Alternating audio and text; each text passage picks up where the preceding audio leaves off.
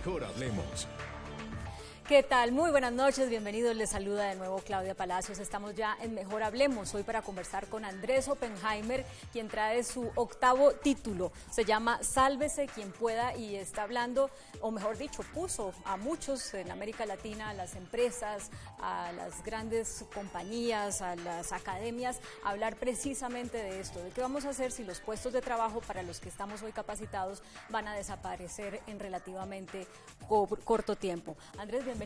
Claudia, gracias por invitarme. Bueno, qué gusto. A falta de un beso tan... Sí, estamos muy lejos. Oye, Andrés, sálvese quien pueda. El título es aterrador, ¿no? Uno dice, pues esto es como va a ser el diluvio, nos montamos al arca de Noé, ¿quiénes vamos a caber ahí? ¿No? ¿Cuál es el diagnóstico que estás haciendo? Claudia, el título es aterrador, pero el contenido no, porque la tecnología va a destruir muchísimos empleos, pero va a crear muchísimos otros. Entonces, digamos, la primera parte del libro alerto sobre el tsunami que se viene al mundo laboral, ¿no? En la contratapa pongo que el 47% de nuestros empleos, según la Universidad de Oxford, casi la mitad van a desaparecer en los próximos 10, 15 años por los robots, por los algoritmos, por las máquinas inteligentes. Y cuento como, contrariamente a lo que yo pensaba, que esto va a pasar en los países ricos, pero no en los nuestros, esto va a pasar en los países emergentes más rápido que en los países ricos. Por una sencilla razón, porque México, China y en menor medida Colombia y muchos otros dependen mucho más de las manufacturas que hacen el trabajo repetitivo, mecánico, que los países ricos que dependen más de servicios. O sea, ¿van a salir mejor librados los países donde hay más creatividad que los países donde hay más operatividad o como mecanicidad o qué? Donde el trabajo mental es mucho más un factor económico que el trabajo manual. Entonces, esa cifra, digamos, empiezo el libro alertando a la gente, señores, como personas y como países, prepárense, porque si viene un tsunami laboral que va a afectar a los periodistas, que está afectando a los periodistas. Ya no se está afectando. Pero no solo a los periodistas, a los médicos, a los abogados, a los contadores, a los, acá tengo toda la lista, a los comunicadores, a los vendedores, a los banqueros, a los maestros, a los obreros, a los dueños de los restaurantes, a los trabajadores de los restaurantes, a los analistas, a los choferes, etcétera, etcétera, etcétera. Entonces lo que hice, Claudia, fue recorrer el mundo, entrevistar a los principales futurólogos de cada una de estas áreas y escribir un capítulo sobre cada una de estas áreas. El futuro de los periodistas, el futuro de los restaurantes, los supermercados y las tiendas, el futuro de los banqueros, el futuro de los abogados, el futuro de los contadores, de los médicos, de los docentes, etcétera, etcétera, etcétera. Y ya vamos a hablar de algunos detalles de cómo está dividido el libro en sus capítulos, pero cuando tú dices que se van a perder el 47% de los empleos actuales, pero que la tecnología también los va a crear todo lo que se pierde, ¿va a crear menos o va a crear más? Esa es la pregunta del $1.000.000. Hasta ahora, Claudia, históricamente, la tecnología siempre creó más empleos de los que destruyó. En la Revolución Industrial, cuando los trabajadores textiles se enteraron de que iban a haber máquinas que iban a hacer ropa, pusieron el grito en el cielo y empezaron a quemar las máquinas textiles, porque decían, esto nos van a dejar sin trabajo. ¿Y qué pasó? Las máquinas mecánicas, automáticas de ropa, de los telares mecánicos, abarataron enormemente el precio de la ropa. Eso hizo que la gente tuviera más ingreso disponible para comprar más ropa. Eso hizo crear la necesidad de diseñadores, ingenieros textiles, gente que hacía los colores, etcétera, etcétera, etcétera. Y al final del día hubo más trabajadores textiles que antes. Lo mismo con los autos. Cuando se crearon los autos, los fabricantes de las carreteras pusieron el grito en el cielo, quemaron autos, dijeron, esto nos va a dejar sin trabajo a los que hacemos las carretas, a los que fabricamos cerraduras, a los que limpiamos los caballos, etcétera, etcétera, etcétera. ¿Qué pasó? Lo contrario. El automóvil producido en serie produjo fábricas que contrataron a cientos de miles de personas, hubo necesidad de cientos de miles de otras para hacer las carreteras, los talleres mecánicos, etcétera, etcétera, etcétera. Al final del día, la industria automotriz creó más empleos que las carretas. Pero ahora, ahí viene el gran pero, los tiempos se han acortado y ahí está el problema. Que antes la gente tenía años, décadas, siglos para reinventarse. Cuando pasamos de ser agricultores o cazadores a ser agricultores, Tuvimos más de 1000 años para reinventarnos. Cuando hace 100, 200 años, los faroles en las calles eran a gas. Los que prendían los faroles todas las noches, iban de farol en farol, tuvieron 80 años para reinventarse cuando salieron los faroles eléctricos. Reinventarse ellos o sus hijos. Pero Claudia, hoy, la señora que está en un parqueadero entregándote un ticket y cuando sales cobrándote, le avisan de la noche a la mañana que mañana va a ser sustituida por una máquina. Exacto. Y el ascensorista, etcétera, etcétera. Entonces, sí, es que todavía existen ascensoristas, ¿no? Eso ya... Entonces, hoy no tenemos decenas, cientos o miles de años para reinventarnos. Entonces, la pregunta es, ¿qué va a pasar con esa señora? A eso voy. Las personas que están viendo ese programa, bueno, digamos que la gente que no tiene mucha educación, pues tendrá que decir, los gobiernos tendrán que decir, bueno, debe haber un sistema de subsidios, un sistema de acompañamiento a esas personas que ya ni siquiera tienen la capacidad para aprender una nueva habilidad. Pero las personas que están en el colegio todavía, que están empezando la universidad, tienen la angustia de que lo que están estudiando a lo mejor no les va a servir. Y muchas veces nos dicen, incluso hace 8 días nos decía alguien, es que no es necesario que todo el mundo vaya a la universidad. No, hay otras cosas que se pueden hacer para ser exitoso en la vida. Yo no le diría eso a ningún niño, al contrario, va a ser más necesario que nunca. Lo que pasa es que las universidades van a tener que cambiar. Tengo un capítulo sobre el futuro de los maestros aquí.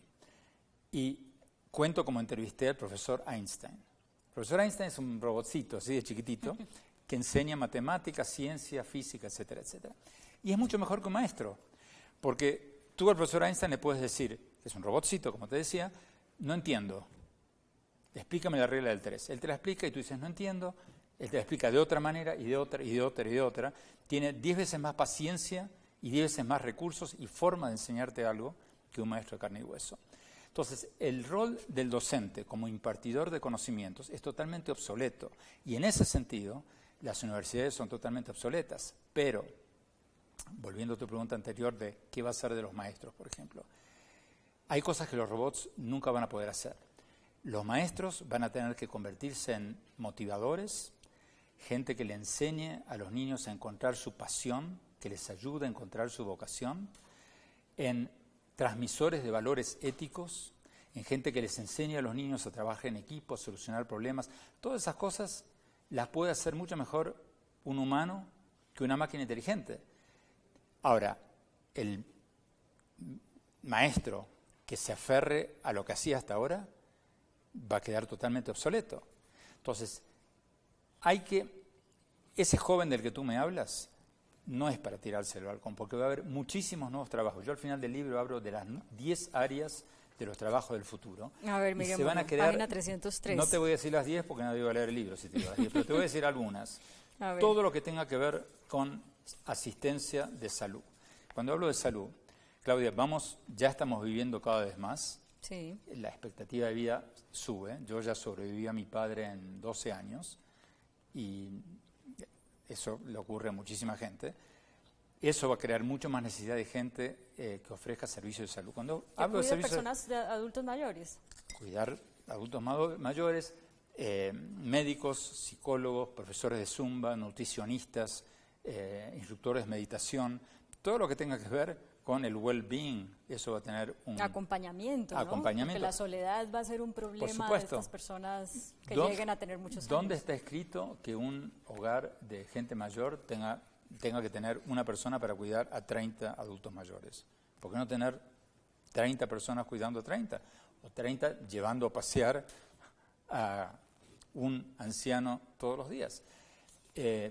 Por ese lado va a haber muchísimos puestos de trabajo. Por otro lado, cuando hablamos por ejemplo, todo lo que sea datos, analistas de datos, hoy día las grandes empresas tienen analistas de datos, pero cada vez más los restaurantes, la tienda de la esquina, la librería de la esquina, todos van a necesitar su analista de datos, porque la economía hoy es cada vez más digital. Cada puestito, cada kiosco de la esquina va a tener que tener para pagar con tarjeta de crédito y todo No, eso. y va a tener que tener su website, su sitio de internet, y va a tener que vender su historia, y va a necesitar un camarógrafo y un periodista y un videógrafo y un fotógrafo. O sea, que ahí está el futuro de los periodistas. Bueno, se van a abrir muchísimos campos. Hoy día, yo te presento, nos conocemos hoy, yo te doy una tarjeta mía que es un cartoncito con mi nombre y mi teléfono. Pero ya cada vez más las tarjetas son electrónicas, ¿no? Sí. Yo te la paso por mi celular.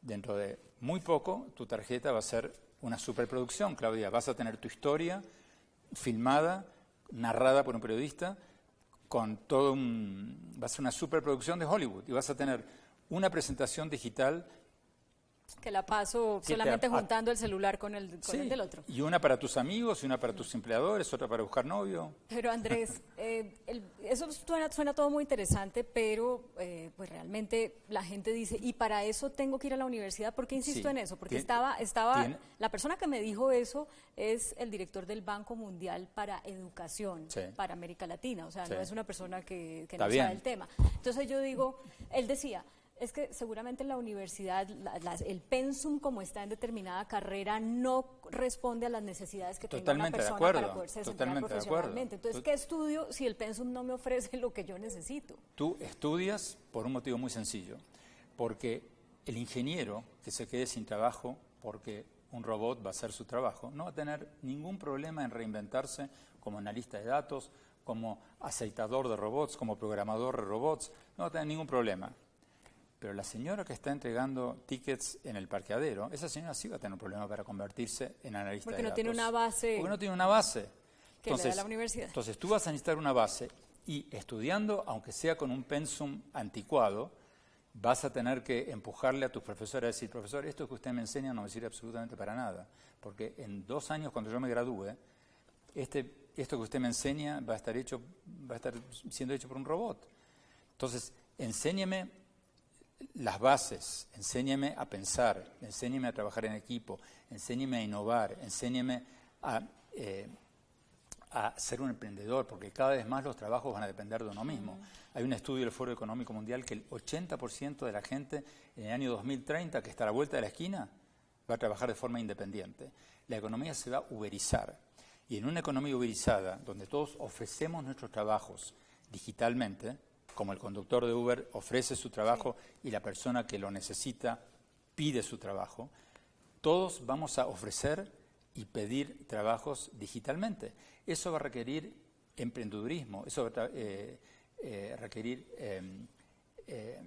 fuerza de voluntad, va a requerir sobre todo motivación. O sea, tenemos que tener menos mentalidad de empleados y más mentalidad de emprendedores y cada uno ser nuestra propia empresa. Exactamente, porque vamos a ser nuestra propia empresa, porque cada vez más estamos siendo nuestra propia empresa. Entonces, mi gran miedo a corto plazo, porque a largo plazo, y lo cuento así en el libro, yo soy optimista, yo creo que todo esto va a ser para bien.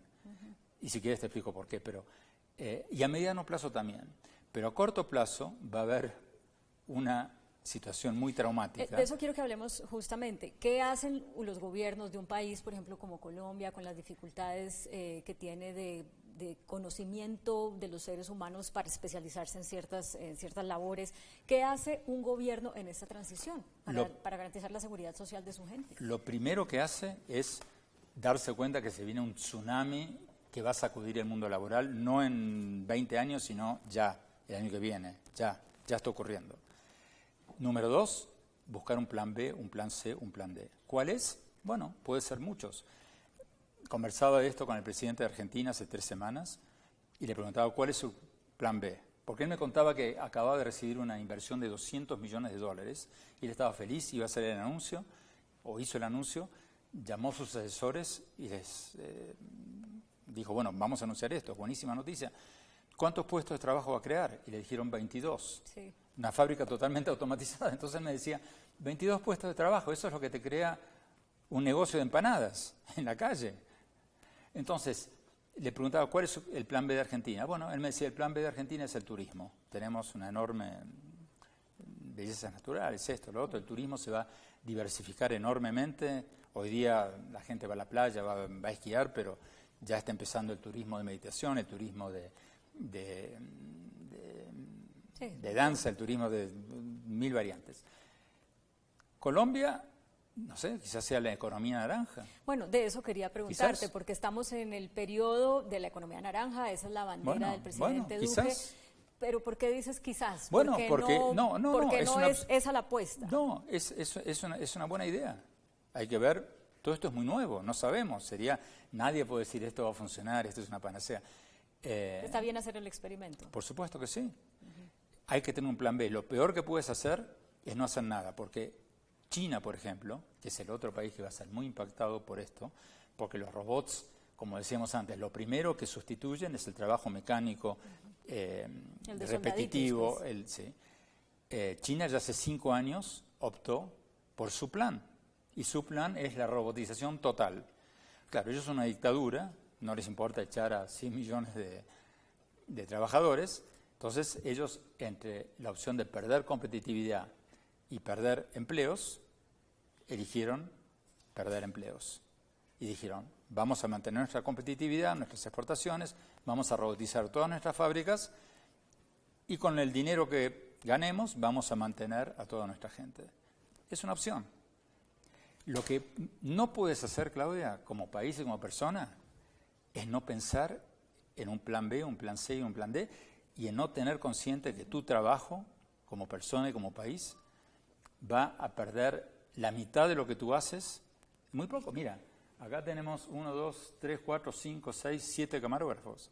Sí. ¿Cuántos camarógrafos tengo yo cuando yo grabo en programa? Sí, 0. En CNN teníamos 0. En todos los canales de Estados Unidos las cámaras son robotizadas. Yo antes tenía una traductora que traducía mis columnas, ahora usamos Google Translate. Yo antes tenía un asistente que me transcribía mis artículos. Hoy día hay una aplicación que yo mando y en 1 minuto me mandan la transcripción. La semana pasada estuve en México y la editorial me pidió que lea el prólogo del libro para hacer un audiolibro. Obviamente después de publicado. Y el actor que lo leyó me dice, Andrés, me gustaría estar presente, me gustaría escuchar como tú lees el prólogo, me gustaría ver la cadencia, el énfasis con el que haces para seguir leyendo. Y además leí el libro y quiero contarte una cosa. Lo conozco, o sea, cuando voy, sí. Y me dice, yo voy a perder mi trabajo. Digo, ¿por qué?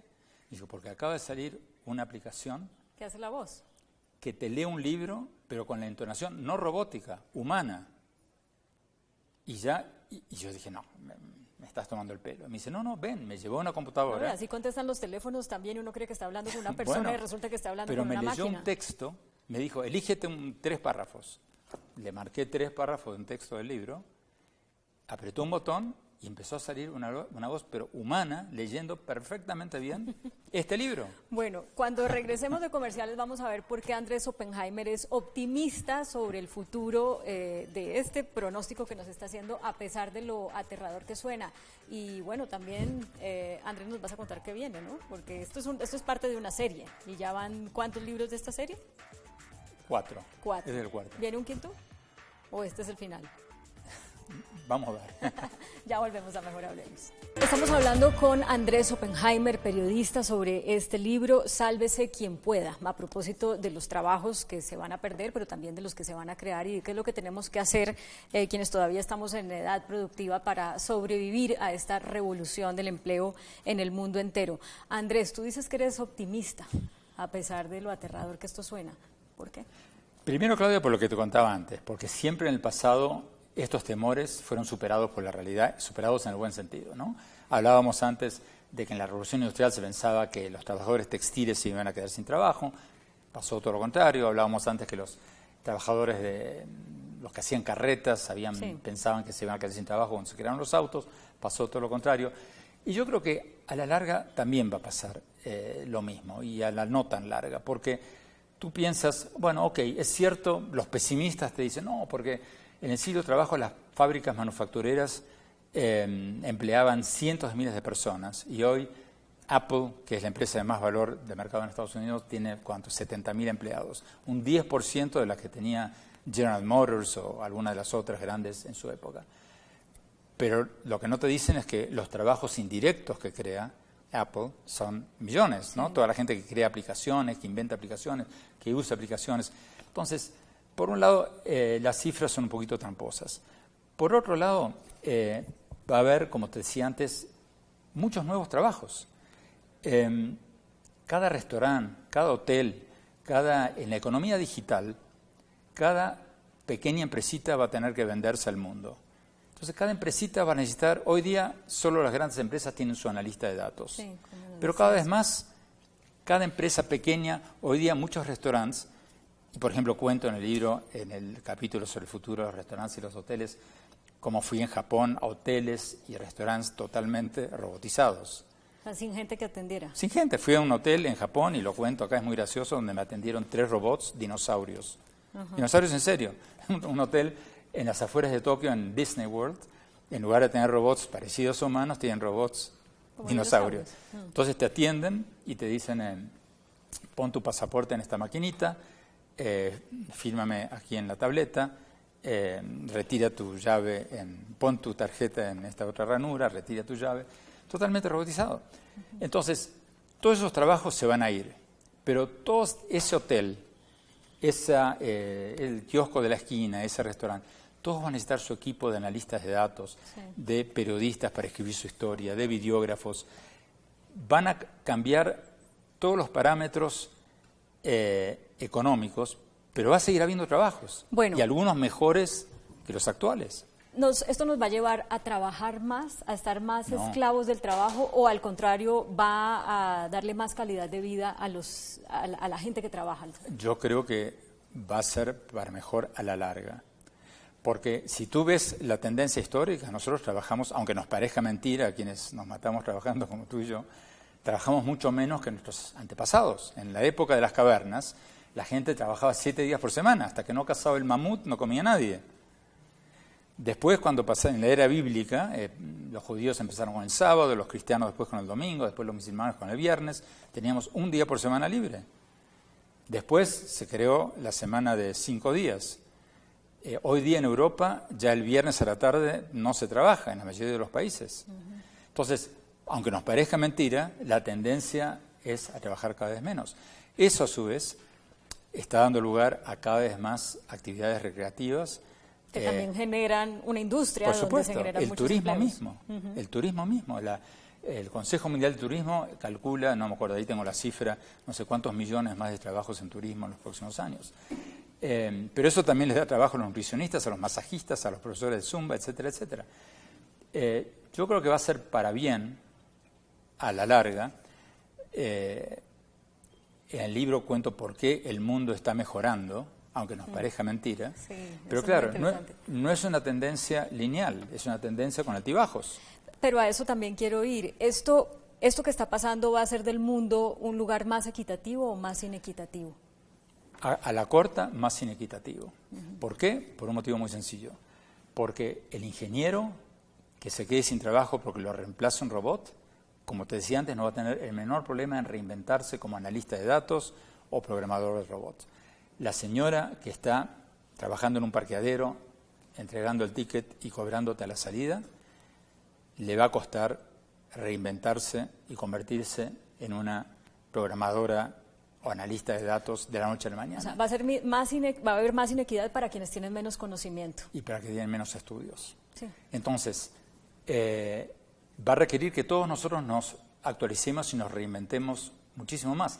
En el capítulo sobre el futuro de los docentes, entrevisté al presidente de MIT, la universidad rankeada como número 1 en el mundo. Y él me decía que la universidad va a ser como una suscripción vitalicia a una revista. Se acabó eso de que tú estudias 4 años, recibes tu papelito, te vas y con eso trabajas el resto de tu vida. Vas a tener que volver a la universidad a los 5 años, a los 10, a los 15 y a los 20 para actualizarte o para reinventarte. Pero eso de que vas a la universidad 4 años, sales de ahí con tu papelito y trabajas el resto de tu vida con tu título de ingeniero o de contador, olvídate.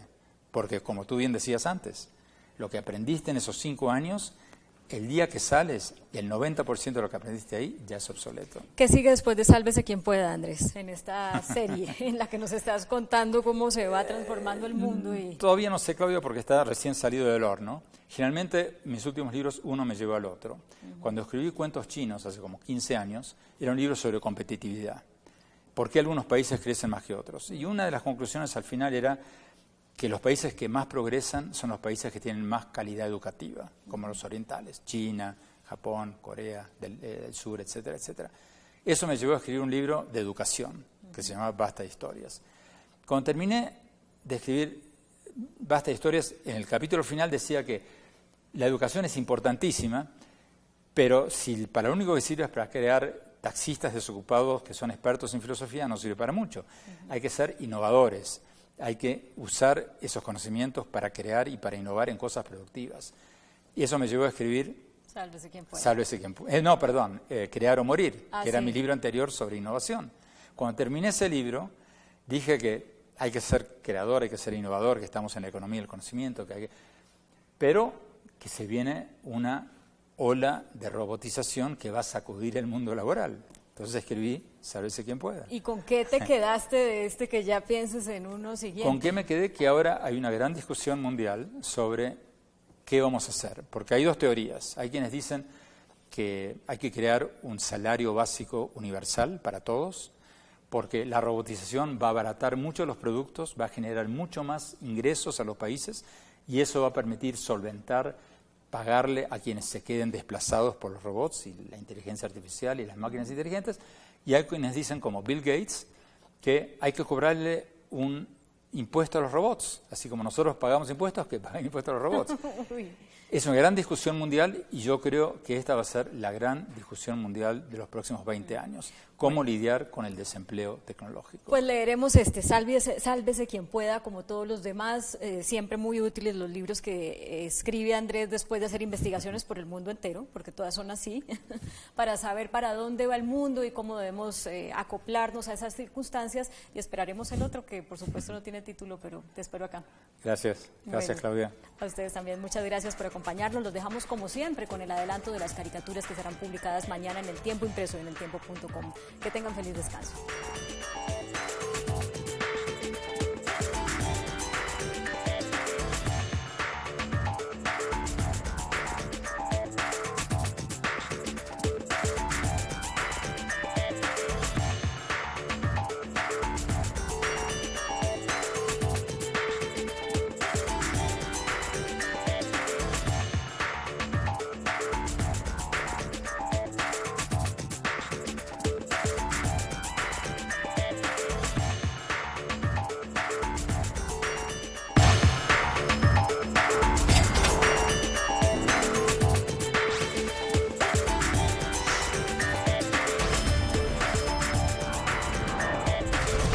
Mejor hablemos.